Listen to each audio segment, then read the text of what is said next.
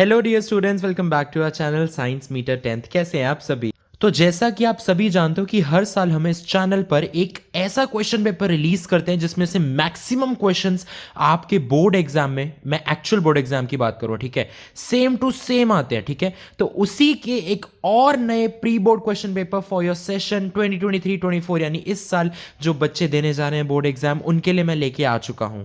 ये question paper करना आप सभी के लिए बहुत ज्यादा इंपॉर्टेंट है, बिकॉज अगर आपने ये मिस कर दिया तो फिर बाद में मत कहना कि सर आपने तो ये सेम टू सेम क्वेश्चंस करवाए थे इस वीडियो में बोर्ड से पहले और सेम टू सेम क्वेश्चंस आपके एक्चुअल बोर्ड एग्जाम में भी आ गए। अगर सेम नहीं होंगे तो कॉन्सेप्ट वही रहेगा, लैंग्वेज बदल सकती है, लेकिन ये क्वेश्चंस कॉन्सेप्ट्स बिल्कुल सेम रहेंगे। और एक और चीज मैं आप सभी को बताना चाहता हूं कि आपने ये ट्रेंड भी देखा होगा, जैसे कि पता नहीं आपने पीवाईक्यूज पढ़े हैं या नहीं, उसकी भी वीडियो मैंने इस चैनल पर डाली हुई है, प्रीवियस ईयर क्वेश्चंस जो आपके एक्चुअल बोर्ड एग्जाम में आए हुए हैं। एक क्वेश्चन ऐसा भी था, which one of the following is not an event of photosynthesis.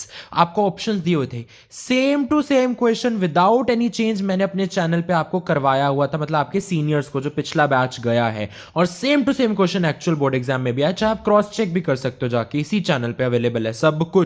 ठीक है, तो और हाँ, एक और चीज very important, I would recommend all of you कि आप उन वीडियोस से भी गो थ्रू करना जो पिछले साल मोस्ट प्रेडिक्टेड मैंने निकाले हैं। उनके सभी लिंक्स मैं आपको नीचे डिस्क्रिप्शन बॉक्स में अवेलेबल करवा दूंगा, ताकि उनमें से अगर कोई क्वेश्चन है तो वो भी आपका नाम मिस हो जाए। लेकिन लेटेस्ट फ्रेश जो आपके मोस्ट ऑफ द मैक्सिमम आने वाले हैं वो इस क्वेश्चन पेपर से आने वाले। तो चलिए जल्दी से इसको डिस्कस करना शुरू कर देते हैं। लेकिन अभी तक आपने इस चैनल को सब्सक्राइब नहीं किया तो किसकी वेट करो, जल्दी से इस चैनल को सब्सक्राइब करो, वीडियो को लाइक करो और शेयर कर दो अपने सभी फ्रेंड्स के साथ, ताकि उनका भी थोड़ा भला हो जाए। ठीक है जी, तो अब स्टार्ट करने से पहले एक और रूल मैं आपको बताना चाहूंगा कि ये जो प्री बोर्ड क्वेश्चन पेपर है, टोटल टाइम अलाउड 3 आवर्स है, लेकिन हम एक एक को डिटेल में डिस्कस करेंगे।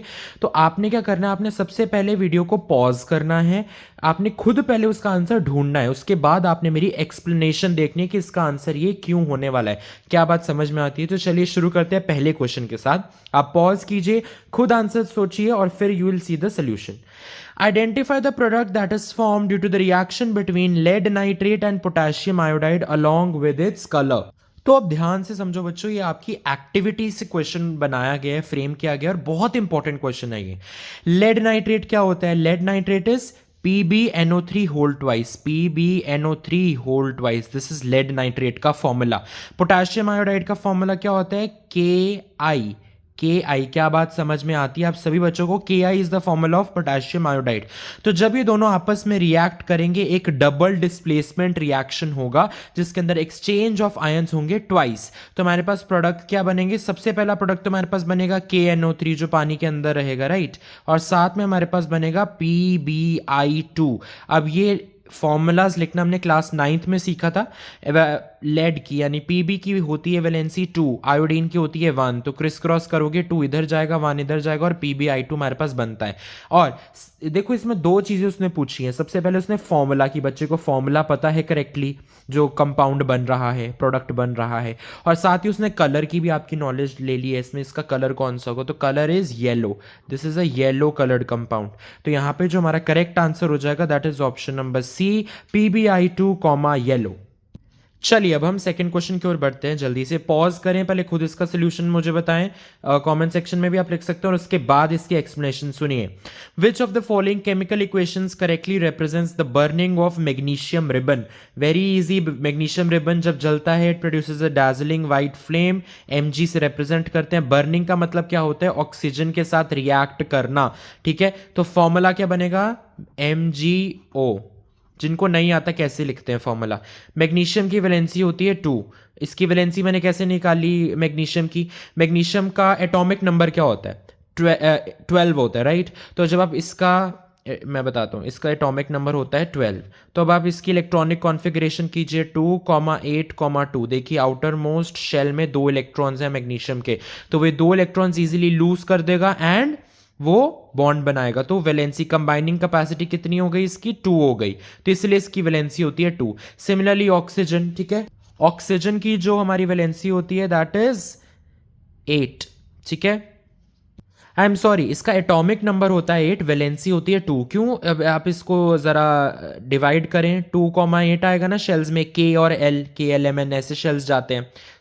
ठीक है, तो sorry 2,6 because total has to be equal to 8। अब ये 6 है यहाँ इसके आउटर मोस्ट शेल में, इसको अगर 2 इलेक्ट्रॉन्स और मिल जाए तो इसका आउटर मोस्ट शेल ऑक्टेट पूरा हो जाएगा, करेक्ट। इसीलिए इसकी कंबाइनिंग कैपेसिटी 2 होती है। ऑलराइट, अब आप एक सिंपल सा रूल फॉलो कर लीजिए, अगर आउटर मोस्ट शेल में आपके इलेक्ट्रॉन्स हैं 1 2 एंड 3 तो वैलेंसी 1 2 एंड 3 होती है। अगर आपकी आउटर मोस्ट शेल में इलेक्ट्रॉन्स हैं 4 तो वैलेंसी इसकी मतलब 4 होती है, लेकिन माना नहीं जाता because these compounds are form by sharing of electrons. अगर आपकी वैलेंसी होती है 5 6 7 तो आप हमेशा 8 में से माइनस कर दोगे वो नंबर, जैसे 8 - 5 3 तो उसकी 3 हो जाएगी जिसके लास्ट शेल में 5 इलेक्ट्रॉन्स है। जिस एलिमेंट के लास्ट शेल में 6 इलेक्ट्रॉन्स है तो 8 - 6 2 वैलेंसी हो जाएगी। तो ऐसे करके आप वैलेंसी निकाल सकते हो। तो अब ऑक्सीजन की भी हमारे पास वैलेंसी आ गई 2। जब आप क्रिस क्रॉस करोगे तो आपके पास क्या बन जाएगा Mg2O2। ये 2 2 आपस में कैंसिल हो जाते हैं जब सेम होते हैं, ठीक है। जब यहाँ 3 3 होता है तो भी कैंसिल हो जाता है, बेसिकली सेम होना चाहिए नंबर। तो हमारे पास फाइनली क्या बन जाएगा MgO। क्या बात समझ में आती है। अब MgO यहाँ पे मेरे पास 2 ऑप्शंस में दिखाई दे रहा है, ये तो आप एलिमिनेट ही कर सकते हो। 2 ऑप्शंस में दिखाई दे रहा है Mg+O ऐसे नहीं होता, it is in the form of oxygen gas. Oxygen gas हमेशा डायटोमिक मॉलिक्यूल के रूप में रहती है O2, तो Mg+O2 गिव्स MgO, यानी यहाँ पे C option is the right answer. Okay, चलिए नेक्स्ट क्वेश्चन की ओर बढ़ते हैं। हाँ जी बच्चों, तो नेक्स्ट क्वेश्चन ये है, which of the following salts belong to the family of weak parent acid and strong parent base. Pause करें, खुद आंसर सोचें, then you come to the explanation. तो चलिए इसका सोल्यूशन देखते हैं। वीक पेरेंट एसिड चाहिए और स्ट्रॉन्ग पेरेंट बेस, तो ये तो एक एक को देखने से ही होगा, राइट। तो सबसे पहले सोडियम नाइट्रेट, ध्यान से देखो, सोडियम सुनते ही हमारे पास कौन सा बेस आता है दिमाग में, sodium hydroxide NaOH। This is a strong parent acid, parent base है, ठीक है, ये स्ट्रॉन्ग पेरेंट बेस है। तो यहाँ तो स्ट्रॉन्ग ही पूछा था, तो ठीक है, अभी तक तो ये आंसर हो सकता है। अगर मैं नाइट्रेट की बात करूं, नाइट्रेट यानी NO3, NO3 से आपको कौन सा एसिड याद आता है, HNO3। HNO3 is nitric acid, nitric acid, ठीक है जी। Now nitric acid is a strong acid, तो यहां पे तो वीक पेरेंट एसिड बोला था, तो यानी ये तो ऑप्शन आपका गलत ही होगा, ठीक है जी। नेक्स्ट पे बात करते हैं ammonium chloride. Ammonium chloride, ammonium NH4Cl, तो NH4 कहां से आया होगा, कौन से बेस से, NH4OH, ये बेस है ammonium hydroxide. This is a weak parent base, लेकिन यहां पे आपको स्ट्रॉन्ग पेरेंट बेस पूछा, तो ये भी डायरेक्टली आपका आंसर नहीं हो सकता, आप डायरेक्टली एलिमिनेट कर सकते हो। क्या बात समझ में आ रही है। वैसे भी ये Cl कहां से आ रहा है, कौन से पेरेंट एसिड से, HCl, जो कि एक स्ट्रॉन्ग पेरेंट एसिड होता है। क्या बात समझ में आई। अब नेक्स्ट कॉपर सल्फेट की अगर जो मैं बात करूं, तो कॉपर सल्फेट का पहले तो फॉर्मूला लिख लो, CuSO4। अब मुझे जल्दी से बताओ कॉपर कहां से आया है, CuOH होल ट्वाइस से आया। SO4 कहां से आया, H2SO4 से। H2SO4 तो एक स्ट्रॉन्ग एसिड होता है क्योंकि ये सल्फ्यूरिक एसिड है। अगर मैं बात करूं कॉपर हाइड्रोक्साइड की, ये वीक बेस होता है, ठीक है। तो वीक बेस तो उसने पूछा नहीं है, उसने स्ट्रॉन्ग पेरेंट बेस पूछा है, तो यहां पे भी ये आंसर नहीं हो सकता। So definitely D option is the right answer. But एक बार हम देख भी लेते हैं डी ऑप्शन राइट क्यों है। सोडियम कार्बोनेट की अगर मैं बात करूं, सोडियम कार्बोनेट, सोडियम कार्बोनेट का फॉर्मूला होता है Na2CO3, ठीक है। Na कहां से आया, NaOH से, जो कि एक स्ट्रॉन्ग पेरेंट बेस है, ठीक है जी। ये कंडीशन हो गई फुलफिल। CO3 कहां से आया, H2CO3 से। H2CO3 is a carbonic acid, ये आपको पता होना चाहिए, आपके सिलेबस में भी है ये वाला एसिड, H2CO3 कार्बोनिक एसिड। ये एक वीक एसिड होता है और वीक पेरेंट एसिड ही आपसे पूछा गया था, तो ये वाली सिचुएशन भी मतलब कंडीशन भी हो गई fulfil. C yes, D option is the right answer. हाँ जी, अब आ जाइए फोर्थ क्वेश्चन की ओर, चलिए जल्दी से इसको आंसर कीजिए। एंड जिन बच्चों ने टेक्स्ट बुक एक्सरसाइजेस अच्छे तरीके से किए उन्हें तो ये समझ में आ गया होगा, ये directly is a question of your text book back exercise. तो अगर आप वहां के एमसीक्यूज नहीं लगा रहे हो तो आप बहुत बड़ी मुसीबत में आ जाओगे। You have to do at least NCERT के एमसीक्यूज तो अच्छी तरीके से लगाओ, ठीक है।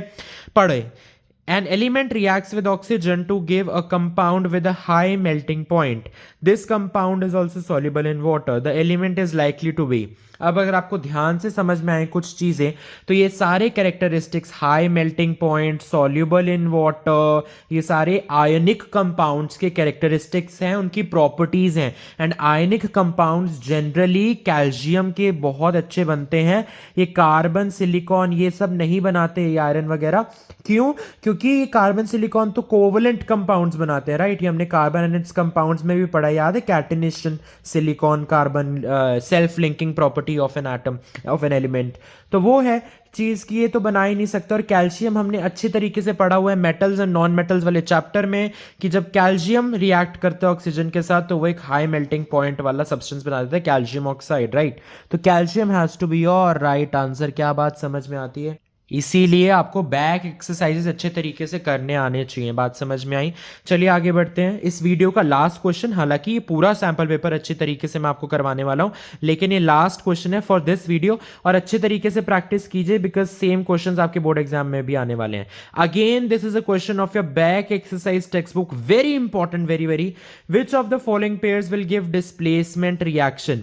अब इसको सॉल्व करिए, जल्दी से पॉज करके बताइए आंसर। चलिए इसका सोल्यूशन देखते हैं अब हम। डिस्प्लेसमेंट रिएक्शन क्या होता है? सबसे पहले आपको डेफिनेशन पता होनी चाहिए। A more reactive metal displaces a less reactive metal from its salt solution. तो यानी अगर जैसे इसमें काफी पेयर्स दिए हुए हैं, तो अगर कॉपर ज्यादा रिएक्टिव है सोडियम से तो उसके सॉल्ट सोल्यूशन यानी NaCl से वो डिस्प्लेस कर देगा। तो जल्दी से बताओ क्या कॉपर है ज्यादा स्ट्रॉन्ग रिएक्टिविटी सीरीज आपको याद होनी चाहिए। Sodium, potassium, sodium, calcium, magnesium, aluminium, zinc, iron, lead, hydrogen, copper, silver, gold, platinum. नीचे जाते जाते ना ये रिएक्टिविटी कम होती जाती है। जो हाई प्लेस्ड है दे आर मोर रिएक्टिव, जो नीचे हैं दे आर लेस रिएक्टिव। क्या बात समझ में आई? तो अब जल्दी से बताओ इसमें क्या होगा। कॉपर नीचे आता है सोडियम के, तो definitely it is less reactive than sodium, तो copper can not displace sodium from NaCl solution. Okay, next aluminium. Aluminium भी मैग्नीशियम के नीचे आता है, magnesium is more reactive than aluminium, तो एल्यूमिनियम अकेला मैग्नीशियम को उसके सॉल्ट सोल्यूशन से नहीं डिस्प्लेस कर सकता। अगर मैं बात करूं सिल्वर की, सिल्वर में अगर मैं बात करूं तो वो भी again is less reactive then iron. तो रिएक्टिविटी सीरीज इसलिए आपको याद होनी चाहिए, पूरा क्वेश्चन रिएक्टिविटी सीरीज में और पक्का आने वाले बोर्ड एग्जाम में। तो ये डेफिनेटली नहीं कर सकता इसको displace. Finally the answer is D, because copper is more reactive then silver, so it can displace it from its salt solution that is AgNO3। देखा कितना इजी, रिएक्टिविटी सीरीज आपको पता होनी चाहिए, आप इतना इजीली इसको सॉल्व कर सकते हो। क्या बात समझ में आई? चलिए नेक्स्ट क्वेश्चन डिस्कस करेंगे नेक्स्ट वीडियो में, और आपका प्यार जरूर दिखना चाहिए इस वीडियो पे, इसलिए लाइक जरूर करें, शेयर करें सभी फ्रेंड्स के साथ, एंड देखते हैं वीडियो कितना ज्यादा आप लोग पसंद करते हैं, और आगे ऐसे आती रहेंगे। तो उसके लिए सब्सक्राइब करना मत भूलना, नोटिफिकेशन बेल ऑन रखना ताकि कोई भी आपकी वीडियो मिस ना हो जाए। Thank you so much for watching dear students, all the very best for your board exams, all the best.